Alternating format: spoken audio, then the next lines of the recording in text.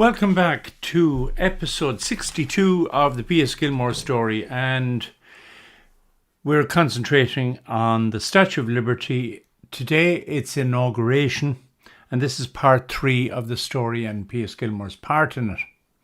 So, this painting we'll come back to later on. And here is how Liberty herself was portrayed. This is a lithograph from 1886, and it was entitled Liberty Enlightening the World. And there it is, sitting on top of the pedestal and on top of the walls of the fort on Bedloe Island, as it was called today. Today, I believe it's called Liberty Island. Here is Ferdinand de Lesseps, who will be presenting the Statue of Liberty to America. And he was the architect of the original the location where the statue was going to be placed, and that was the Suez Canal. There was various parades held, and here's one mention here. The 2nd Division was led by Gilmore's band, which was greeted with applause. Then followed the 1st Brigade, New York State Guard. Various lithographs appeared in the papers. For instance, here's the inside of the pedestal itself. And it should be noted that the designer of the framework inside the statue was none other than the gentleman who designed the Eiffel Tower later on. On the 31st, as the procession passed the president at New York, P.S. Gilmore's band played Mendelssohn's Wedding March, the significance of which was instantly recognized. That president was Grover Cleveland. We'll see him later. And here is the pedestal for which so many had worked to build and collect for, because America had no money at this point in time. But this pedestal was key to the whole operation, because without it, the Statue of Liberty could not have been built. And here's the head of the statue, which, as I said in an earlier doc, Gilmore met at the Trocadero Palace in Paris at the Paris Exposition of 1878. And of course, here's the arm and the torch of the Statue of Liberty, which again Gilmore had met in 1876 in Philadelphia at the centennial celebrations for the 100 years of America. And here is the framework being mounted on the pedestal, and the thinner structure up at the top obviously would be going up to the arm itself. And again, this framework is crucial, because the original plans were for the framework of the Statue of Liberty to be composed of bricks, which would have made climbing it much more difficult. You'll notice this close-up of the feet of Lady Liberty, that she has thrown the shackles off one foot and she has broken the chain off the other foot. And so this is obviously, the significance is obvious, that America has got rid of slavery. And for any arrival in America, there was no danger of you being put into indenture service or whatever it is. But a very significant piece of imagery there for all immigrants arriving in America.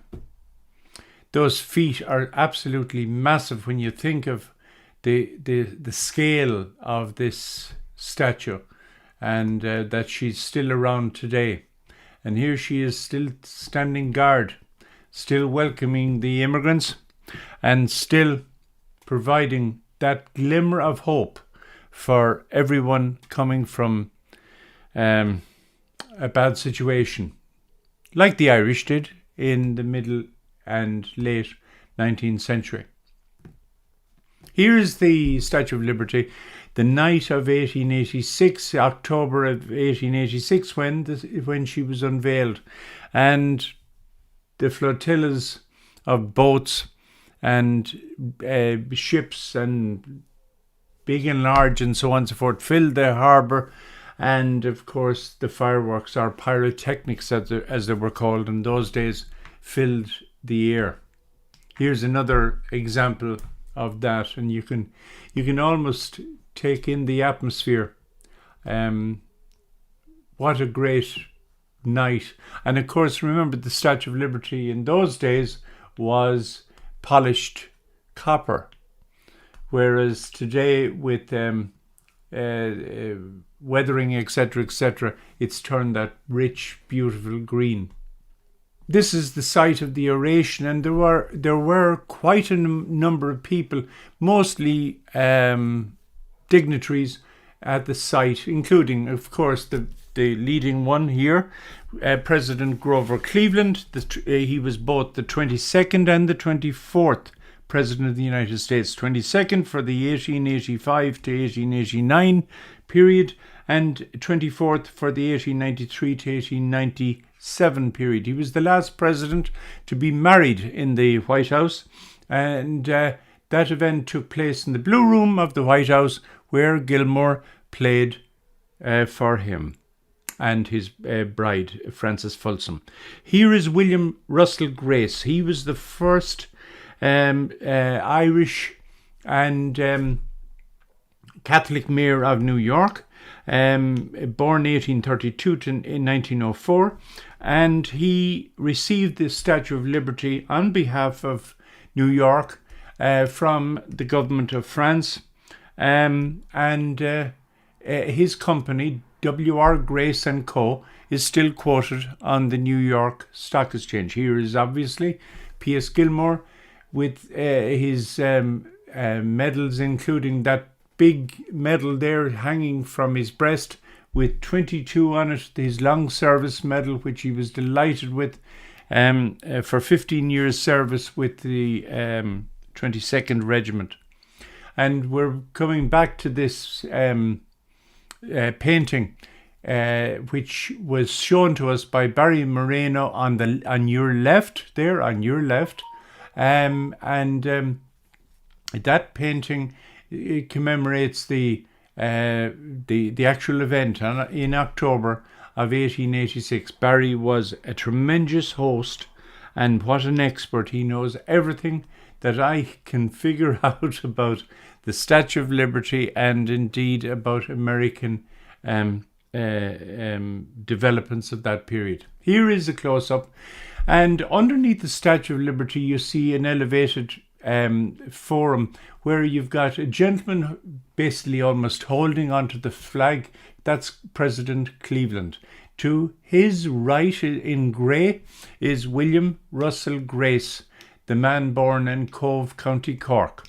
And over on the right are three bandsmen in blue, and the middle bandsman is P.S. Gilmore himself. But here's an unusual story about the Statue of Liberty, or related at least to it, and it refers to a mausoleum in Greenwood Cemetery across the harbour.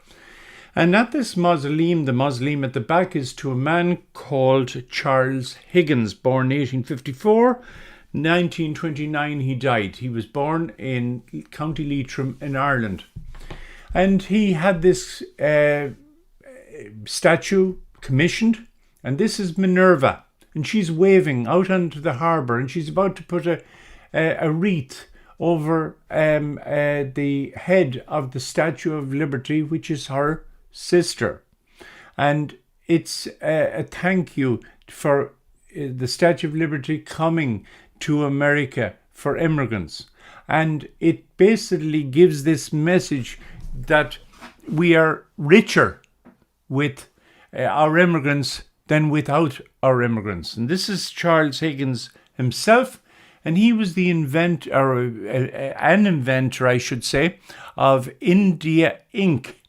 And his India ink was by far the biggest selling ink in America at that time. And today, Higgins black ink is still sold in America. And there's two examples of two immigrants, like so many million that have come in underneath the gaze of the Statue of Liberty and helped to develop America, make it a more enriching place, a melting pot for all, and a place where the American dream can be at least thought of and achieved. So I hope you've enjoyed this, and I hope you share it and so on. Please click like and subscribe, and if you get a chance, come back to me next week and I'll have another story from the P.S. Gilmore story. Thank you. Bye.